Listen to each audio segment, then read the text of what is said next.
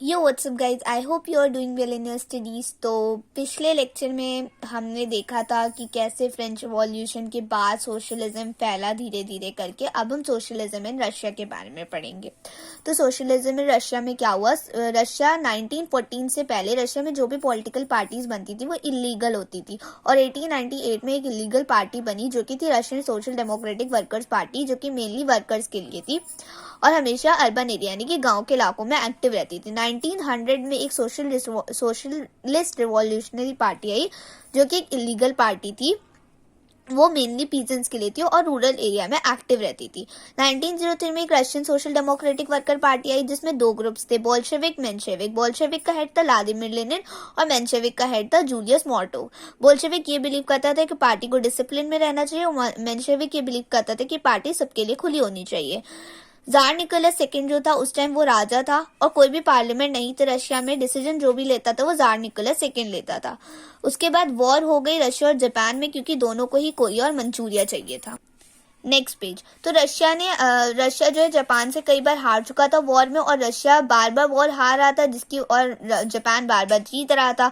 तो इसका effect Russia की सीधा इकोनॉमी पे पड़ा और prices started rising in Russia due to the war. Prices जो रशिया में जो प्राइजेस थी चीजों की वो बढ़ने लगी वॉर की वजह से। Workers demanded for better condition, worker को अच्छी कंडीशन चाहिए थी और वो स्ट्राइक्स करने लगे, एसोसिएशंस बनाने लगे। अब ब्लडी संडे क्या था? 22 जनवरी 1905 में एक ग्रुप था जो कि फादर गैपन लीड कर रहे थे। तो विंटर पैलेस के पास जाकर वो लोग खड़े हो गए और आवाज उठाई किंग के अगेंस्ट और कहा कि हमें क्या चाहिए, हमें जो है अपने राइट्स चाहिए, मतलब अपनी मांगे पूरी करवाने आए थे वो लोग। पर राजा ने उनकी बातें भी नहीं सुनी और ऑर्डर्स दे दिए सोल्जर को ओपन फायर करने की, गोली चला दो। उसमें 100 वर्कर्स मर गए और 300 वर्कर इंजर्ड हो गए, वोंड हो गए। तो इस इंसिडेंट को नाम दिया गया ब्लडी संडे। अब यूनियंस बनने लगी और वो क्या डिमांड कर रहे थे कि हमें कॉन्स्टिट्यूएंट असेंबली चाहिए। कौन यूनियन बनाया, किसने? वर्कर्स ने, डॉक्टर ने, इंजीनियर ने, लॉयर ने, स्टूडेंट्स भी थे। अंडर हाई प्रेशर पब्लिक का हाई प्रेशर था किसके ऊपर? जार के ऊपर।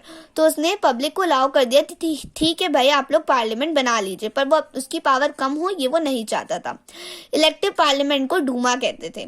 फर्स्ट डूमा उसने डिसमिस कर दिया 75 डेज में। उसके बाद 3 महीने बाद सेकेंड डूमा बना जिसको भी उसने डिसमिस कर दिया। क्यों डिसमिस कर रहा था वो? क्योंकि वो नहीं चाहता था कि उसकी पावर कम हो। थर्ड डूमा बना जिसमें जार ने क्या किया, बहुत सारे चेंजेस लाए और वोटिंग लॉ जो थे सिर्फ वही लोग डूमा में आए वोट देने के लिए जो कि किंग के सपोर्टर्स थे या फिर ऐसे थे जिनको सोसाइटी में क्या चल रहा है कोई फर्क नहीं पड़ता था। Now let's move to the next page.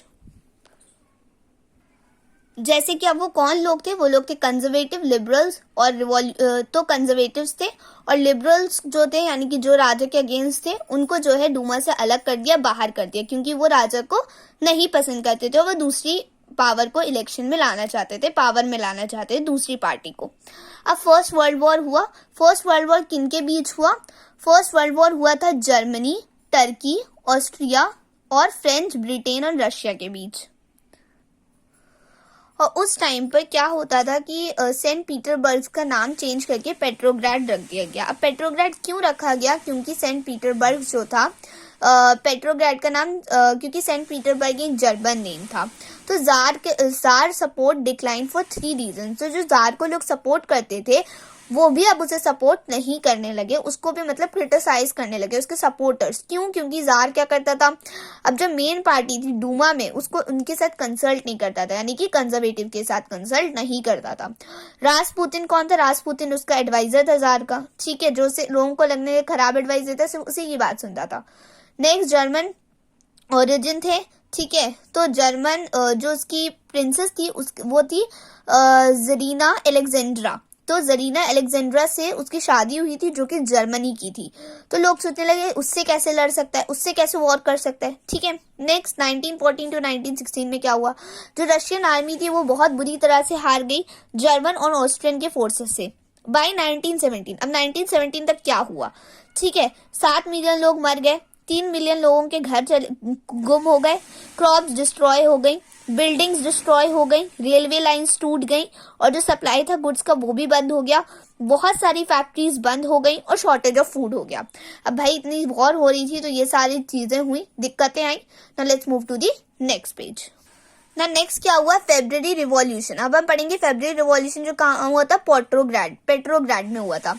तो देखिए क्या हुआ, एक रिवर थी, रिवर कौन सी थी, नेवा रिवर, ठीक है। पेट्रोग्राड के बारे में पढ़े, नेवा रिवर थी जिसके राइट साइड में गरीब लोग रहते थे, यानी कि वर्कर फैक्ट्री क्वार्टर से, और राइट उसके लेफ्ट साइड में कौन लोग रहते थे, फैशनेबल पीपल रहते थे, फैशनेबल एरिया, जैसे विंटर पैलेस भी यहीं था, गवर्नमेंट की बिल्डिंग, इवन डूमा भी यहीं पर था, ठीक है। नेक्स्ट फरवरी 1917 में क्या हुआ, पेट्रोग्राड जो था वो बहुत ही हैवी स्नो से सफर कर रहा था, टेम्परेचर बहुत ही लो था और वर्कर्स को शॉर्टेज ऑफ फूड हो रहा था। तो शॉर्टेज ऑफ फूड, खाने की कमी थी और टेम्परेचर बहुत ही कम, मतलब बहुत कड़ाके की ठंड पड़ रही थी। 22 फरवरी में गवर्नमेंट ने फैक्ट्रीज भी बंद करा दी और जो बैंक ऑफ नेवा से जो लेफ्ट बैंक के पीपल थे, यानी यहाँ से लोग उठ के यहाँ चले गए राइट बैंक ऑफ नेवा में। कहाँ, राइट बैंक में कौन सी जगह पर, नेवेस्की प्रॉस्पेक्ट पर, ठीक है। अब गवर्नमेंट ने क्या किया, कर्फ्यू लगवा दिया, और अब कर्फ्यू लगवा दिया, लोग जो है इस बैंक से उठकर इस बैंक पे चले गए, तो गवर्नमेंट ने कर्फ्यू लगवा दिया जिसकी वजह से लोगों को मजबूर होकर वापस इधर आना पड़ा। बट लोग जो थे बहुत ढीठ थे, वो फिर वापस चले गए 24 से 25 फरवरी, वहीं बैठे रहे, प्रोटेस्ट करते रहे। तो जो गवर्नमेंट थी उसने कैवलरी बुला दी, पुलिस बुला दी और कहा कि आप इनके ऊपर नजर रखिए। अब 25 फरवरी को क्या हुआ, गवर्नमेंट ने डूमा को सस्पेंड कर दिया। 26 फरवरी को क्या हुआ, उन्होंने स्ट्रीट्स और लेफ्ट बैंक पे फोर्स कर दिया। 27 फरवरी को क्या हुआ, बहुत सारा डैमेज हुआ पुलिस और हेडक्वार्टर्स का, ठीक है। क्या हुआ था कि देखिए मैं आपको समझाती हूँ फिर से। 25 फरवरी को गवर्नमेंट ने डूमा को सस्पेंड कर दिया, जिसकी वजह से गुस्से में आकर जो पब्लिक थी उसने 27 फरवरी को बहुत सारा डैमेज कर दिया। डैमेज किसका करा, पुलिस और हेडक्वार्टर्स का, उसको तोड़ दिया, तबाह कर दिया, ठीक है। Now let's move to the next page. अब भी लोगों ने क्या कर रखा था, अपने प्रोटेस्ट को जारी रख रखा था। तो किंग ने क्या किया, फिर से कैवलरी को बुलाया और कहा कि अब तुम जो है उन पे फायर कर दो। पर मजे की बात तो ये हुई कि उन्होंने फायर करने से ही मना कर दिया, और जो सोल्जर और वर्कर्स थे, सोल्जर और worker got trouble from king, क्योंकि जो सोल्जर और वर्कर थे दोनों ही किंग से, राजा से बड़े परेशान हो गए, और सोल्जर और वर्कर्स ने मिलकर एक पार्टी बनाई जिसका नाम रखा गया पेट्रोग्राड सोवियत, ठीक है। देन जो मिलिट्री के कमांडर थे उन्होंने किंग को एडवाइस किया कि आप क्या कर दो भाई, रिजाइन कर दो। फाइनली उसने रिजाइन दे दिया 2 मार्च 1917 में। पेट्रोग्राड सोवियत और डूमा ने मिलकर क्या बनाया, एक प्रोविजनल गवर्नमेंट बनाई। पेट्रोग्राड सोवियत कौन थे, जो कि सोल्जर और वर्कर की पार्टी थी। डूमा कौन था, पार्लियामेंट था। तो इन दोनों ने मिलकर एक पार्टी बनाई, प्रोविजनल गवर्नमेंट। अब जो प्रोविजनल गवर्नमेंट थी वही कंट्री को चला रही थी, किसके बाद, जब राजा ने रिजाइन दे दिया। अब आफ्टर फरवरी के बाद क्या होता है, लीडर कौन बनता